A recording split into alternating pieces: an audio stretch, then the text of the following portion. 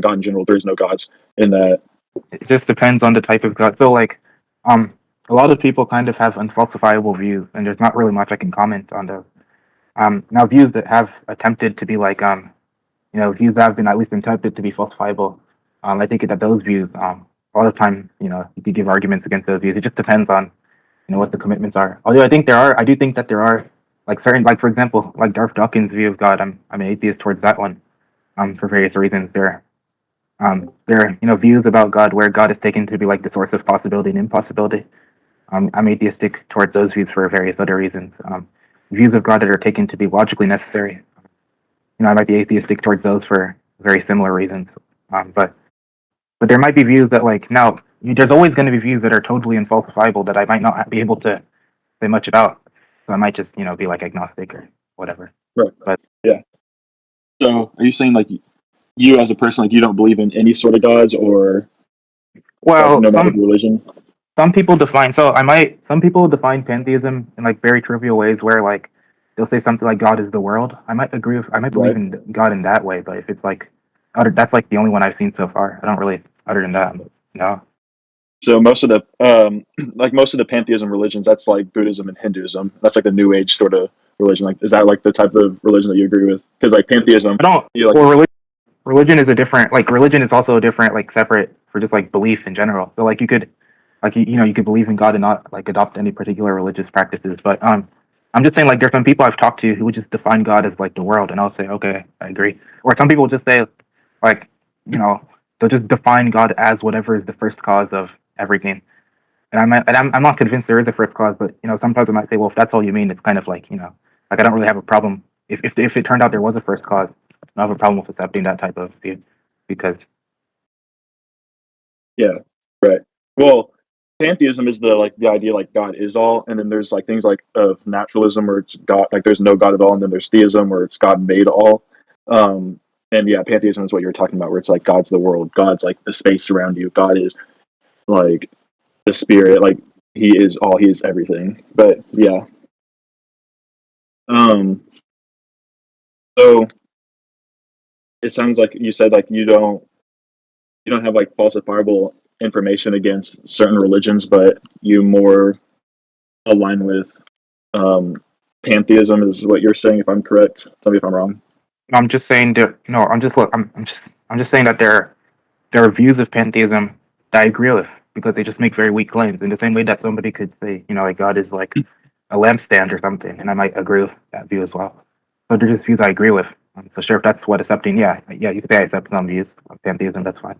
And then as for like, yeah, then if a view's like mostly unfalsifiable, then yeah, I don't really have much comments on them. I just don't tend to believe in such things. I don't know. Now you could say like there might be some like people like to raise concerns about like things that happen in the Bible that might not be like accurate or whatever, or people might say like things that happen in the Bible conflict with our scientific picture of the world.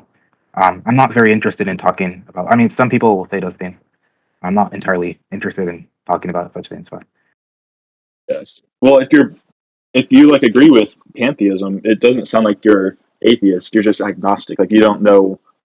Like you're just not sure. Because atheists would be no. That just means that they don't cash out the. No, that just means they don't cash out the universe to mean God.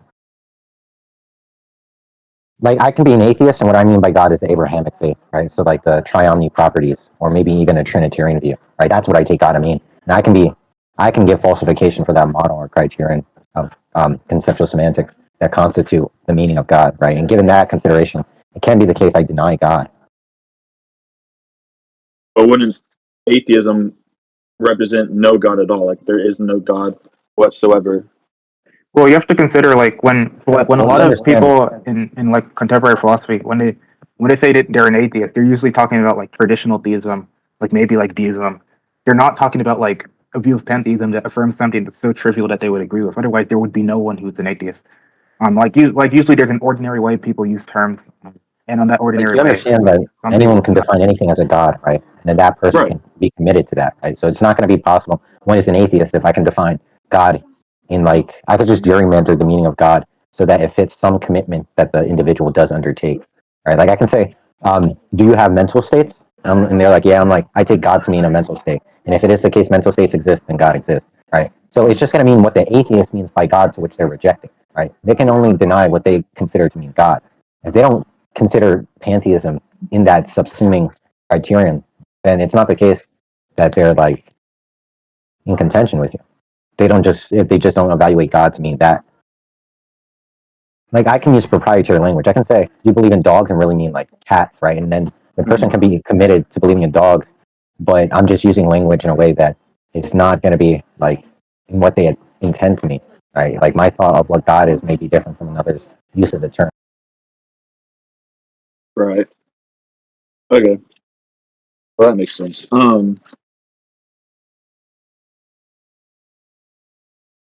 I guess I could ask you another question. Like, what would you right now say would be preventing you from? I'll just throw a random god. The God of Christianity. We'll just throw that one out there. What would prevent you from believing in God like such as that? Or But there's a lot of different like gods of Christ. Like some Christians believe in like some species of like absolute divine simplicity, which I tend to find unintelligible. But there are also different views. Like some Christian like will commit to views of normativity that I find unintelligible. I think with a lot of views of Christianity, I don't even understand what's being said a lot of times. Talk less of like what would convince me of these views or not. right. Well, with Christianity, there's so many denominations that there's a lot of them are just false Christianity. That's like a term that could be applied to them. The true Christianity is just the belief that there was a man named Jesus who claimed to be the Messiah, who died and then was resurrected 3 days later and proved he was the Messiah. That's what true Christianity is. But yeah, there are denominations that claim to be Okay. to be Christian, but yeah. Yeah, And so there are like historical aspects to that, and then there's also like you could call them like philosophical aspects to that. So on the philosophy, I just want to know like what's the argument for God existing? The historical part, that's more of like a question for like a historian or whatever. So I don't tend to talk about the historical aspects, even I don't know. I haven't studied history. I don't know much about it. But on the yeah, philosophy side, yeah, just be like, what arguments are there for God? Why would I believe in this? That's pretty yeah. much it. Well, I mean, the best way to prove, I mean, ironically, this is something that you'll probably only hear from someone like me or not many people at all, but in my belief and from what I've learned, I think that science is the best way to prove God's existence. And most people, like, I say that and they like look at me like I have two heads, or like, how the hell do you use science to prove God's existence? Because those two, they seem contradictory, but they But actually sure, go hand in No, hand. no, it has nothing to do with contradiction. It just seems like nothing that you would sure. like I mean, use of science wouldn't just well, be I don't like, really care as long if they're like arguments. I don't really mind. I don't. I'll hear out any. Yeah, well, my go-to argument, because most people, whenever I tell them that, they want proof for the existence of God and all that stuff, and I feel like y'all are more knowledgeable about y'all's like what I've been hearing through this conversation. Because most lives that I listen to, they sort of just rambling on about random stuff. But anyways, I feel like a common atheist like objection against Christianity is about like the Big Bang, and that there was a Big Bang, and because there was a Big Bang, that is evidence against God, and they use that in their lives to try to like convince Christians or that's other dumb, people of like other because beliefs. The Big Bang is compatible with God existing. I don't understand. Right. People who say that are just dumb. Yeah. And then there's also evolution. People try to use that for evidence against God. That doesn't.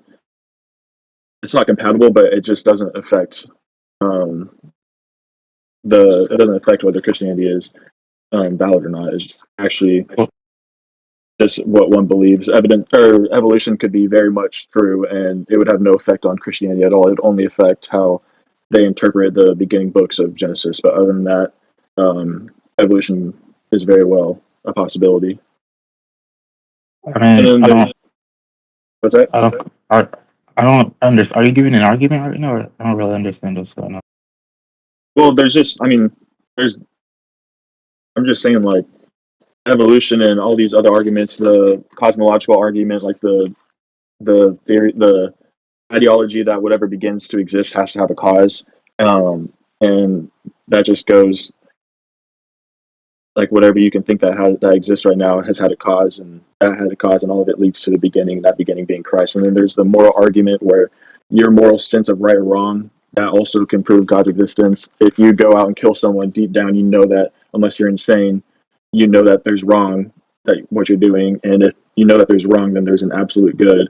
Well, And I mean, we can talk about some of these, like so. Like, I mean, I understand the moral argument to be saying that if God exists, there's objective morality exists, but objective morality does not exist. I mean, sorry, if God exists, if objective morality exists, then God exists. Objective morality exists, so God exists. Said a bit backwards there. And I don't accept either premise. So I don't think that I'm not convinced that if God exists, objective morality exists.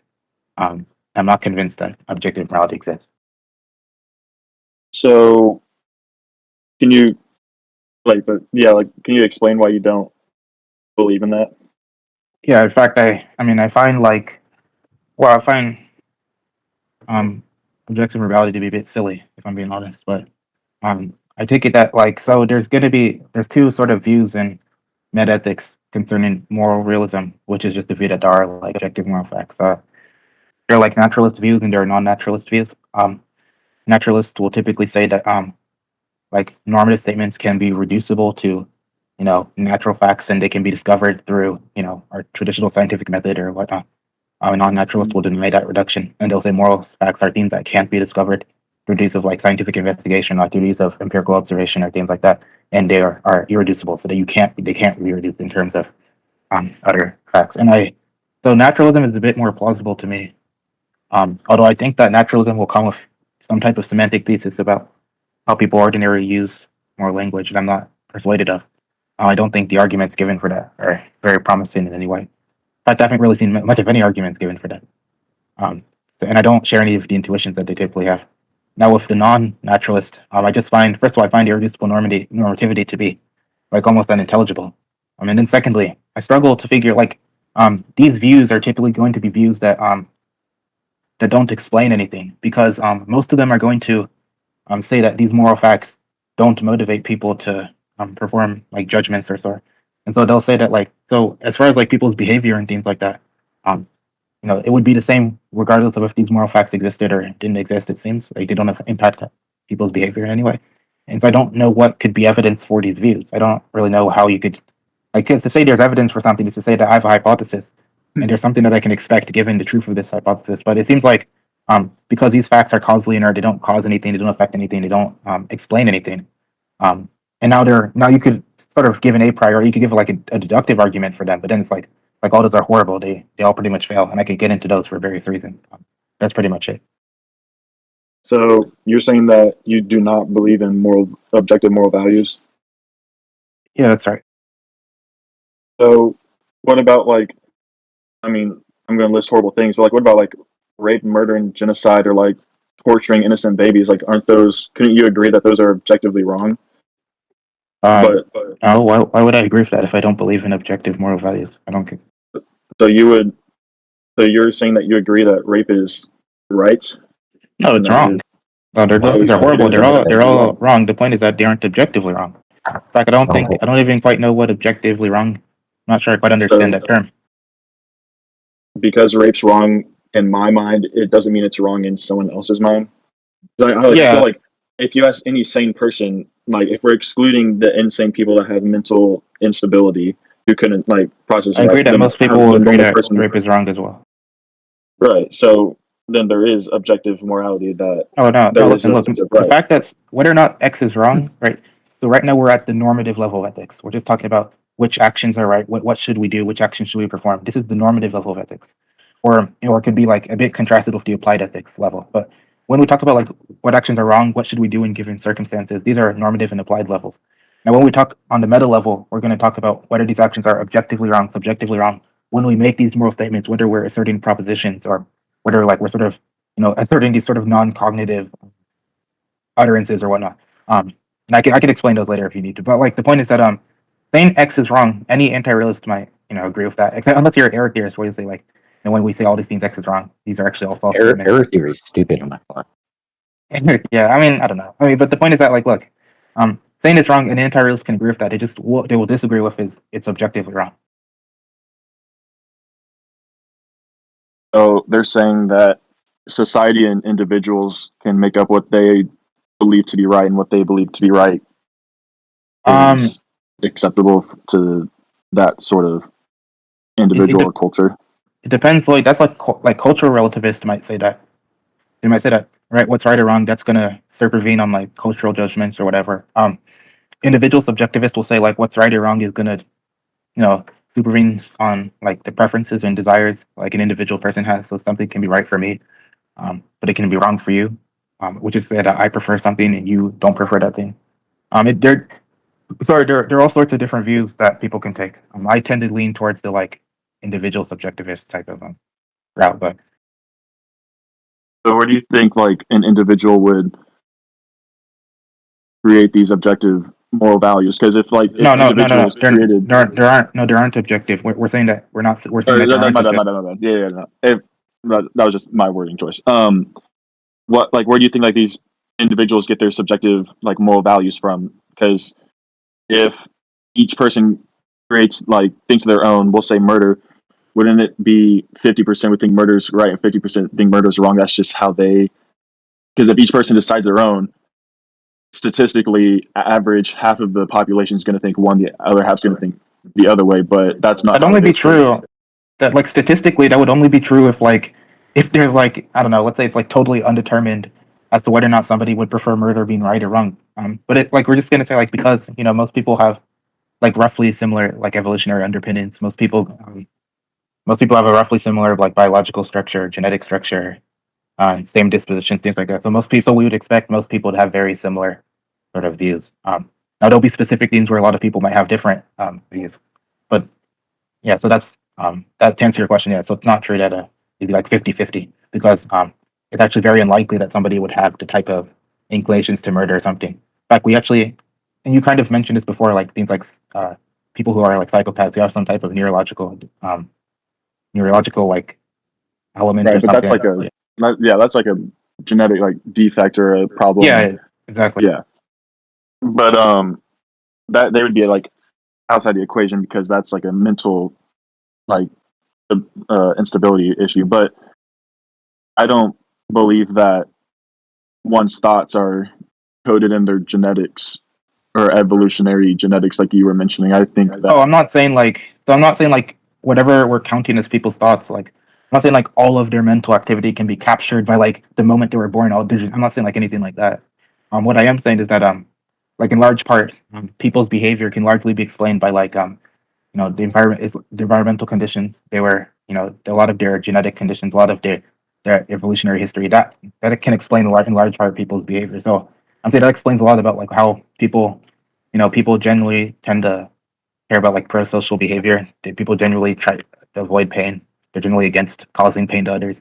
I'm saying that's in large part explained by those sorts of things I mentioned earlier. And I'm saying, and also, like, let's say that wasn't true, right? Even if that wasn't true, the fact that there's objective morality has nothing to do. It doesn't explain anything. Why is that true? Because these facts don't motivate anybody to do anything. If I say it's objectively wrong to torture somebody, the only reason somebody would like upon knowing that, the only reason somebody would act in accordance with that principle is if they wanted to. If they didn't want to, they would just say, I don't care. I'll just kill as many people I want. And so that's why I was kind of going the line earlier. Like objective moral facts, they don't explain anything really, especially on non-naturalism. If it's naturalism, I think they will explain certain things. But then I don't know which view you're affirming exactly.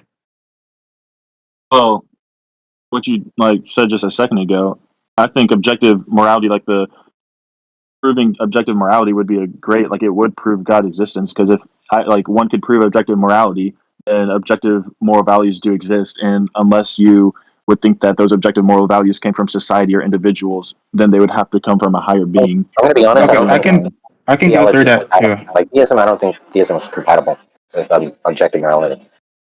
Yeah, and I mean I can explain. Well, it's probably going to be. I think only atheism is compatible with objective morality. Well, I mean I will just like whatever you were saying earlier. So you were saying what was it? Yeah. So that's like those are issues relating to the first premise. I don't accept that the first premise is true. I think that you can have objective morality and God could not exist. There are various views. Like most atheists actually believe in objective morality, even though I don't. But I think the first premise is mistaken. I also think the second premise is mistaken. And then you were talking about sorry, I do want to be clear. Are you a naturalist about or are you a non-naturalist about like moral facts or whatnot? I'm gonna keep it 100 with you. I don't really know what either of those terms mean. I Okay, know you heard it. I I'll know just you ask mentioned it this way. earlier, but that sort of slipped my mind.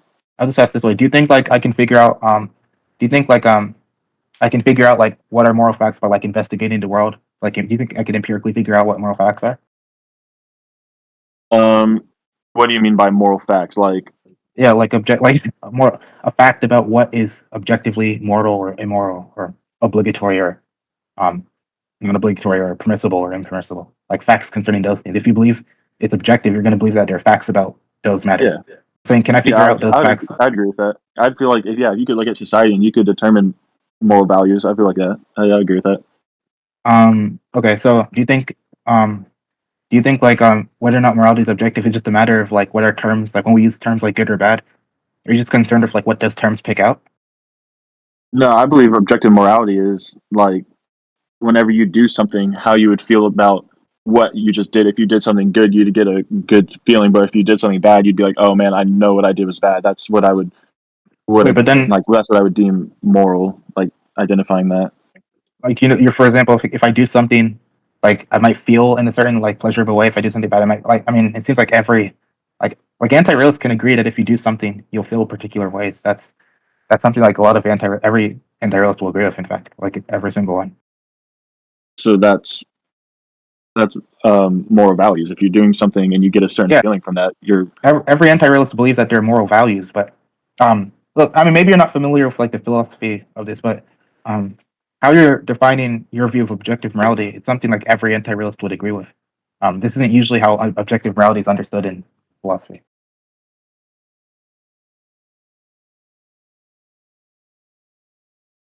um In fact, you seem to be I describing some type of subjective morality, in fact, but no, I know I'm not because like I'm just bad at explaining this, or I just don't like. I'm just not caught up with y'all's terms, and well, you that's are. just on me. That's just something I just need to learn. I can roughly explain why you are because you said by right or wrong, you just mean like the sort of feelings we get when we do things. Okay, well, feeling is a type of subjective state. So Well, you're saying strictly what makes something right or wrong is a type of subjective state, which is anti-realism, right? That's a subjective view about normativity. no, I was using examples like if I were to donate something to someone in need, that would create like a moral, like an objective moral value. If anyone gave something to someone else, knowing it was for a good cause, they would know that they did the right thing. Vice I think versa, your if view someone needs stole or clarification. someone, what do you mean, my view? Like, Like, yeah, your view of what you're calling objective moral. Like, so, like, what do you think an objective moral value? If you could define that term, what do you think that is supposed to be? um, I would say that objective moral value is doing. Is what you? I think I don't know if you cut out there, but No, I'm just thinking right now. oh, okay, sorry. Like an objective moral value would be a like consensus of everyone, not a community, but like everyone Okay, knows yeah, deep no, down that what like a certain action would either be good or wrong, and besides the community, they would know that that action must allude to a greater being because there's no okay. way like So they could. yeah, there's a few things going on. So you said um, an objective moral value is a consensus of a community. That's the first thing I heard. But then I heard a No, sentence I said where you it's said, not a consensus of the community. That was just like objective morality. Like every single person on this planet, like I said, besides those insane, if they murdered someone, they're going to know that that's wrong. That's objective morality because everyone knows like that's coded down in them, so given you're to just them saying, like from a higher being that they know that are you just saying that an was wrong to objective? kill someone. Are you just What? saying No, objective listen. morality? Are you just saying objective morality is like a belief somebody like so a belief somebody will form like X is objective or wrong if and only if like if somebody sees a given action they instantly form the belief that it's wrong or something? Is that all you're saying? No, they Yeah, don't need to because perform the action hold to on. know that it's Cool. wrong. They can. Because in But I don't. philosophy, objective and universalism are like different. Like it could be like a consensus, unanimously. Like it could be a universal agreement that like rape is wrong, but that's not going to constitute objectivity, right? It could be I'm the just case everyone disagrees, and it could still be an objective fact of the matter.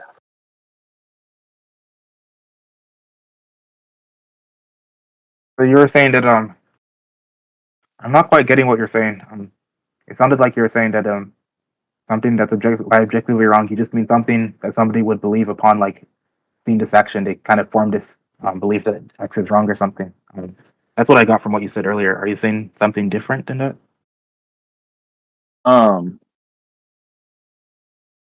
Can you say that again? Sorry, my headphones cut out. Yeah. So what I got from what you said earlier is that when you say something is objectively wrong, you're just saying that the overwhelming majority of people would come to believe something is wrong if they were to see it occur. So if the majority of people were to see somebody killing another person, they would just form the belief that that thing is wrong or something like that. I thought that is that what you're saying? I'm not saying most. I'm saying everyone. Like everyone would agree that murder Well, is not wrong, everyone. and they don't have Clearly, to see it. like obviously, you don't think like a psychopath would. So like, not everyone. You want to say like the overwhelming majority, sure, but Right. Okay, but okay, like those of sane and like conscious decision making, okay. they would all agree that murder is wrong. But yeah, Yeah, I agree with you. I agree. Okay, so look, I'm saying that on how the terms are ordinarily used in philosophy.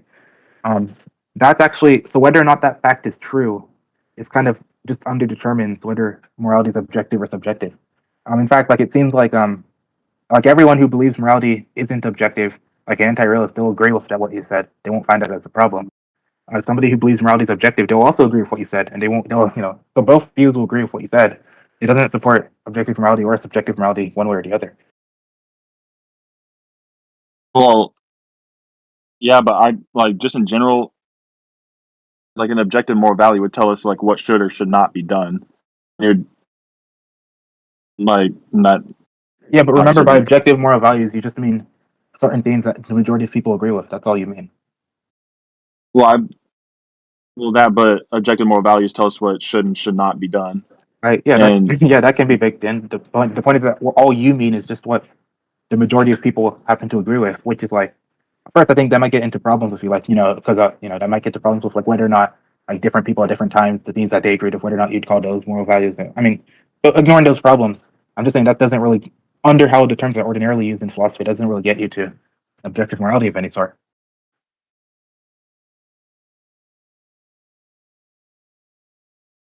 so, do you think objective morality could come from society or individuals? No, but So I'm if I'm just saying. individuals can't create their own morality, and society can't create their own thought about morality, They, where do you think they can it create comes their like from? own moral system. It just wouldn't be an objective one. So I hope that's clear. They can create a moral system. They can create like they can have moral views. They just won't be objective because the truth of those moral statements that's going to be those statements will be strictly made true by like the desires and attitudes of the people in that society or the individuals or whatnot. And that's what it means for morality to be subjective. Um, So society or a person can create their own moral like values, is what you're saying. yeah, that's what I'm saying. But they just wouldn't be like objective moral values. What What do you mean objective moral? Like what do you define with as like an objective Yeah, moral value? I take an objective moral value and objective moral fact, whatever. I take that to be like a moral statement that is true, independent of people's attitudes or desires or goals or perspectives or things like that. So the truth of that statement is independent of people's mental activities, desires, goals, whatever. Right? It's independent of those. What makes that statement true is something objective, something that's not related to those features. So an objective moral value is something independent. So of the person or Yeah, an objective moral value or an objective moral fact is just going to be a truth about morality that's independent of independent of mental states, really independent of people's preferences, desires, or stances in such a way in that relevant sense. Yeah. And I so don't how believe is that there that? are such things You don't believe there are such things as what? as objective moral facts.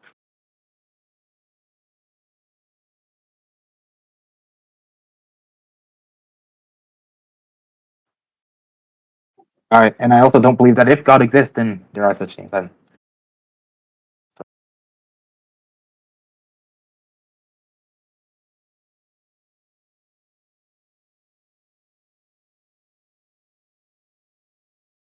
mean, sorry, the opposite. I don't believe that if there are such things, then that it entails that God exists.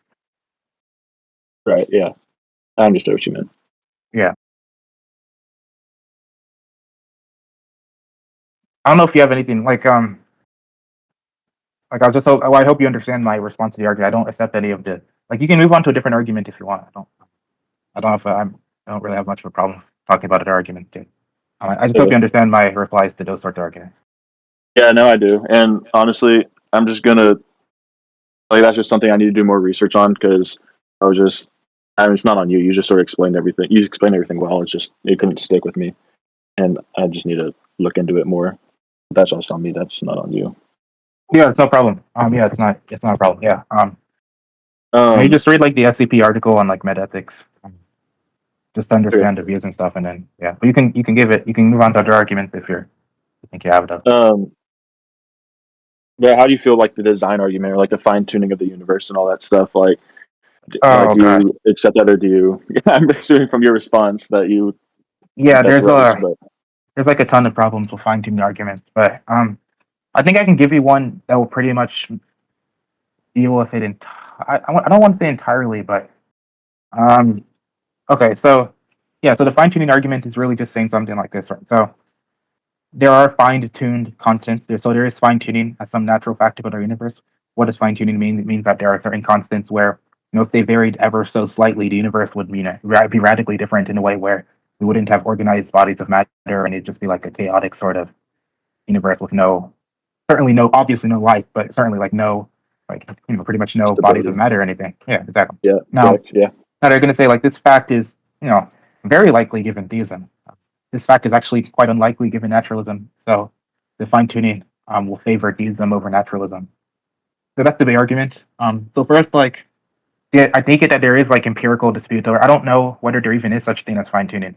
But I'm happy like granting that there is for the sake of the argument. I don't think that that's taken for granted if there's. I think there's basically no consensus as to whether or not there is fine tuning, or if there is a consensus, I haven't seen one. But like say there is such a So thing. Oh, go ahead, go ahead. well, I mean, you can keep going. I was just gonna say like you think that like everything, like we are just here by chance. Just, Well, no, I mean, no, I don't. Oh no, that's not what I was saying. I was saying like I don't think there's a consensus as to whether or not the constants could have been different, or whether or not the values of the constants we have are the most likely ones versus unlikely ones, or etc. I think there's like no consensus on that, and that's as far as I know. Like, let's say like we do grant that there, just grant the general sort of synthetic fact about fine tuning. I think I think I can sort of illustrate a problem with it. So like this was raised by somebody that I know. I can just kind of explain it to you roughly. So imagine that there's like a bare design hypothesis. And by the bare design hypothesis, we just mean that there is some godlike being that designed the universe. It's a fact that that godlike being designed the universe. And so that's going to be the hypothesis we use to explain fine tuning. But no, we're not baking anything else into this hypothesis. We're just saying that there is a godlike being, and this being happened to design the universe. Okay. Nothing else. We don't know about what types of things this god would create or anything. All we know is that all the hypothesis is that this being designed the universe. I mean, now, like, let's say we want to update our beliefs on that hypothesis. Do you think that the fine-tuned constants would that serve as evidence for that hypothesis? Do you think? I think that the fine tuning, like the constants, I think that would provide evidence that there is a God and or a greater being that created the universe. Well, just listen. Like, not just any god. I mean, this specific god, where we have no idea, like this sort of bare god, no other properties besides just being like a roughly agent type Right. of. Yeah. Yeah, Just a God. yeah. So like it could be like a god. So, and I'll say the reason why this wouldn't serve as much evidence at all for that type of god is because we have no idea what this god could create all sorts of things. This god doesn't have any particular desire to create one thing over the other, right? So I don't think this would serve as evidence for that type of god. I think you might agree with that too. Well, I think if this God created us, that means he intentionally created us for a purpose Well, of what we are currently living out right now. If he created us and well, if you notice how believe well in just wait. evolution and Well, you're kind of appealing to so what you're talking about now is a god that just wanted to create. Like so, you're kind of talking about a god with a different sort Yeah, of you're views. pretty. So, can I say something real quick? Yeah, sure. Because like it can be the case that there's a God and no universe, a God that desires not to make a universe, or there could be a God and a universe that there's no like causal connection between, right? Like it's not the case that the God explains the universe, right? A universe and a God both hold some ontic status, right? They both exist. But there's no correlation between the relation of the existence of the universe and the God, right? So it's not going to be necessarily predicted that God and the universe, or that there being a universe, is explained by a God. Yeah, just think about it this way, right? So let's say we're contrasting two views. One view is that there's a bare God, and we have the God doesn't particularly desire to create one thing over the other. Okay, that's the first one. The second one is there is another God where this God, is a loving God. It's a good God. It's a loving God that wants to create life because because of in a virtue of its lovingness, he wants to create a world where people can have relationships with one another. He wants to create a universe full of beauty and things like that. Clearly, on one view, you'll say, well, the fine tuning isn't evidence for that view, and on the other, you'll say, well, the fine tuning is evidence for that view. Like you see what I'm saying? Because one, we have an idea of what God would want to create. On the other, we don't have any idea. So you'd agree with me that fine tuning will be evidence for the second view, but not the first view. Well, I think you're overlooking like the fine tuning, and I could just be understanding this wrong, but I think you're overlooking like the fine tuning in general. I think the fact that all these places, like all those constants took place, and that we are here right now, could be like is evidence for both. Because unless they're the bear god or the loving god purposely put these constants in place or these fine tunings to happen, we wouldn't even be here to have this conversation right now, Okay. because we wouldn't Okay, be look. existing. So so say like you find like a plate of like pretty much finished eaten plate of spaghetti. And there's one person in the room, and I'm the only person in the room. Okay. Now, but I hate spaghetti. Would you think that? So, do you think that the fact that there's a plate there is evidence that I ate it? Given the fact that I hate spaghetti? I would think that No, you did not eat the spaghetti. exactly. Because so you already have about the types of things that I would do or wouldn't do. Okay. Past experience would indicate it's less probable. Now think about it this way. But if you have a reason to believe that I did like eating spaghetti, then that would probably raise your confirmation for me having eaten that plate of spaghetti. So just think about the views the same way. So there's a God who doesn't particularly care about creating one thing over the other. It's just a bare God. When we look at defined tuning data, when we say it's evidence or not, we're saying would we expect God to create these things? Well, no, right? Because we wouldn't expect God to create one thing over the other. Like he's totally indifferent. Okay, now we have the second view. God is like a loving person. God desires to create life in the world, things like that. Blah blah blah. Now, would we expect this God to create defined tuned constants? Sure, like whatever, yeah, because God just wants to create life, right? We could just say, we could just fix that God wants to create these constants. We could say yes, we would expect God to do this. The other, we would say no, we don't expect God to do this. Like you would agree with that. Okay, yeah. Oh yeah, okay. Now the question we want to ask here is like, when we update our beliefs on both views of God, can we say that um, the posterior on the loving God hypothesis is higher than the posterior on the bare God hypothesis? And the answer of that is going to be no. Actually, the posterior of the loving God hypothesis cannot exceed the posterior of the bare God hypothesis. Now we can say that we can say the posterior of the loving God it could be lower, but at most it can be equal to the posterior of the bare God hypothesis. Okay, I might have to explain some of those terms. So posterior probability is just going to be the probability of some hypothesis once once in light of some evidence. So I can have a hypothesis, and then I can find some piece of evidence, and if this evidence is expected on my hypothesis, that might raise the likelihood. We'd call this the posterior probability. It might also lower the likelihood, right? It might be evidence against an idea. But still, the posterior is just going to be the probability of the hypothesis after we update our beliefs in light of new evidence. Okay. Now we see. Okay. Now why can't it exceed it? Well, because the loving God hypothesis agrees with everything in the bare God hypothesis. So in the bare God hypothesis, everything that the bare hypothesis commits to, the loving God commits to that, but more. Right? It just commits to everything. It agrees with everything. It agrees that there's a God that has like mental states and blah blah. It just adds more that there are these specific mental states. Okay. And you can show mathematically, actually, mathematically, if you have like some hypothesis where two hypotheses where H1 agrees with all the same commitments as when H2 shares the same commitments as H1, but adds on additional commitments, and you condition those hypotheses on the same data, you will get trivially that one cannot exceed the other. Why? Because I agree. This hypothesis agrees with everything the former does, but just adds new things, and you're conditioning them on the same exact evidence. Okay. So, I mean, that was a bit technical, and I don't like going into that a lot, but if something wasn't unclear, you can sort of. Yeah. Well, couldn't one just prove through evidence, like just other evidence outside of like the fine tuning of the universe, that Yeah, you can always give a different argument. Loving God instead of like the bear God? Because like in my mind, like I'm pretty sure that I understood everything that you just said, but like in my mind, if I was a bear God who just had like no really like intention or anything for it, like I wouldn't understand a place in creating a universe at all, where if he has no like intent or plan for it, then why would he even bother creating a universe? The point is this. Look, I mean, the point is that, like, I mean, you could say, like, Whether or not you could give arguments for whether or not you like think there's a loving God or what. I mean, that's kind of tangential. The point is that we're just talking about like IBE abductive reasoning, where you come up with a hypothesis for each one. And the point is that on the hypothesis of this sort of bare God versus the loving God, when we update our beliefs in light of defined tuning, those hypotheses at best are going to end up equal, right? Okay, no, at best they're going to be end up equal. The latter one could actually be far less likely. Okay, but at best, the best they can do is going to be equal.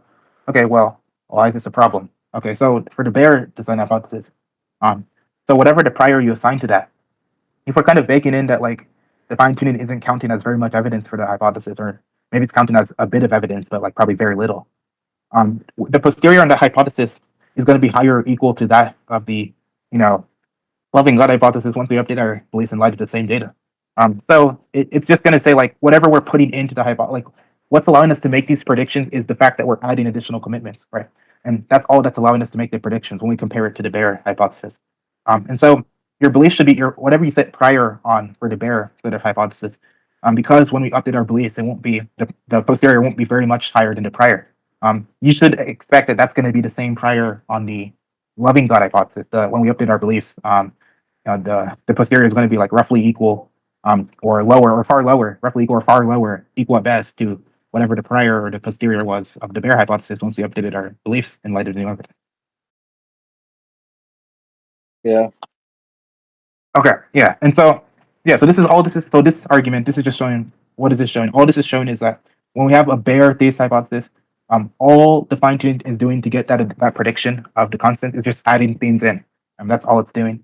And so when we update our beliefs, we should still pretty much like whatever the prior we said at that bare theistic hypothesis. Most people, you might say that like you could set that different things, but whatever it is, it shouldn't. We just know that the loving God hypothesis won't exceed it by much at all. In fact, it could, and that's at best, likely could be far lower, depending on how we're calculating. Now I can, so yeah, if you understand that, yeah, so that's what's with one theorist problem with fine tuning arguments. That pretty much, for me, that pretty much just dispels the entire thing. But we can talk about other, like there are all sorts of other problems. So like, I could give examples. Something like there's this, so there's a paper that talked about like, I think it's titled like Electrons in Love or something, but it talks about how like even if we sort of bake in these facts about God being all loving and stuff or whatever, like it might not like they're still like under determination with respect to the things the worlds God could create. So like God could create worlds where like electrons when they come within a certain distance they sing praises or things like that. They could do all those sorts of things, and those could produce goodness in the same way that like the theists will want to say the fine tuned constants are like sort of are good, and that's why God would do them or whatever.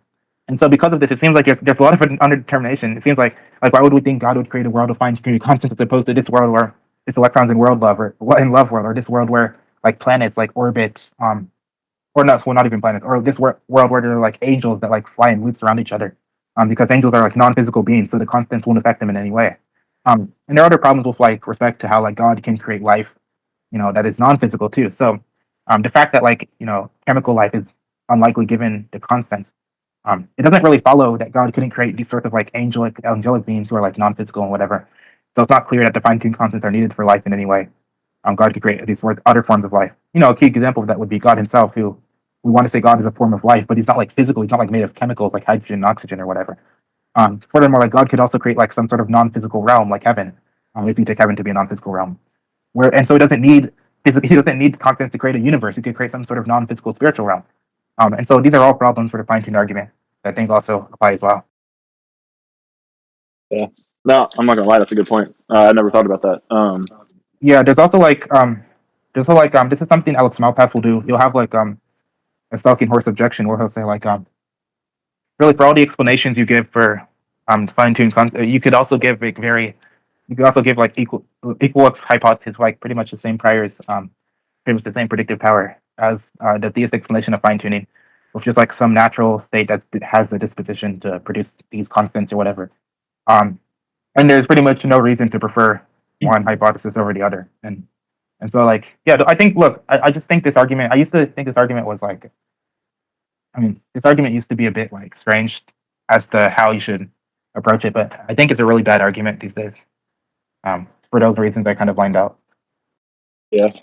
But if you're looking for responses to those things, you can look to like Luke Barnes is going to do most of the work on fine tuning. There's like the modern work in terms of like the best defender. There's also like who else does fine tuning stuff?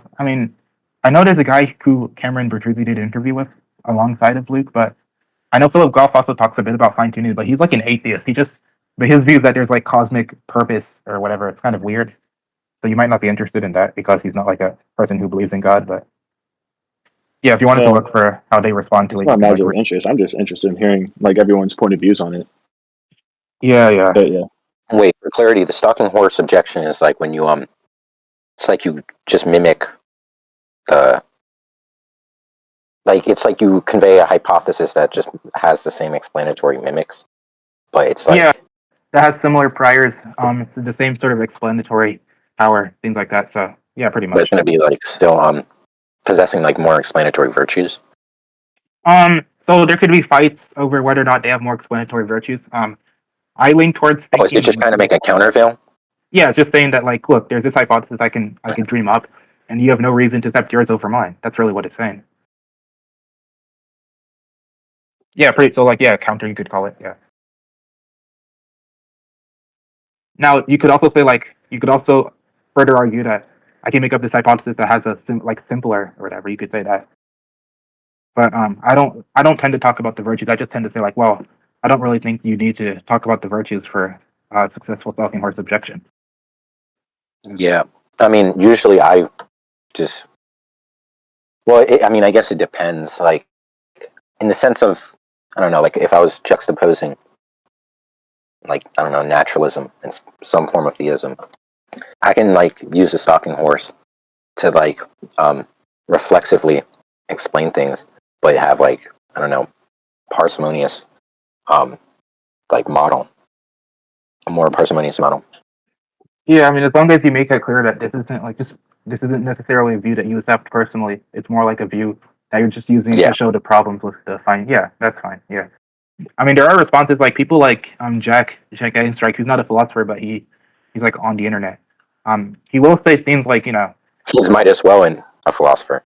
yeah, he might, yeah, really, yeah, pretty much, yeah. He'll say things like, well, he'll say that with the fine tuning, the main issue he has is that the fine tuning argument, what it does is it sort of takes this fact, which he says might as well be this sort of brute fact. It might not have a further explanation, and then it just explains it in terms of this other fact that just seems to intuitively call for just as much as an explanation.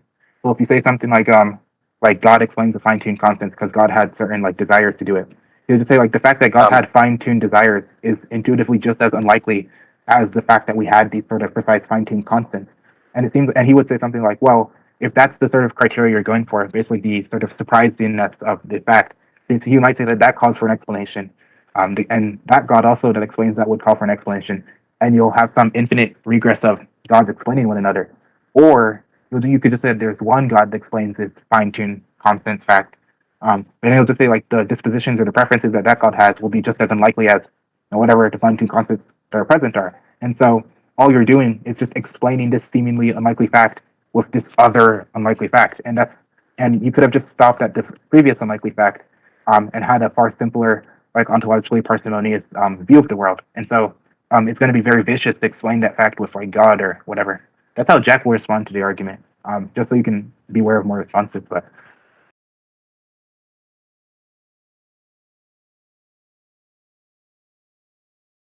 I don't know if you wanted to say something, Luigi, but Oh well, I was just gonna ask because me and Marco personally hold Jack very high. I was just wondering, do you take him to be one of the best like internet debaters slash philosophers? I mean, one he's of not the like a one of the best. Yeah, I don't think he's the best, but like yeah, he's definitely like the top. no, yeah, because like Mount Pass and there's like others out, but I wouldn't think Venus is above him though. Yeah, I don't think Venus is above Jack. No, but Venus is also very good in his own right.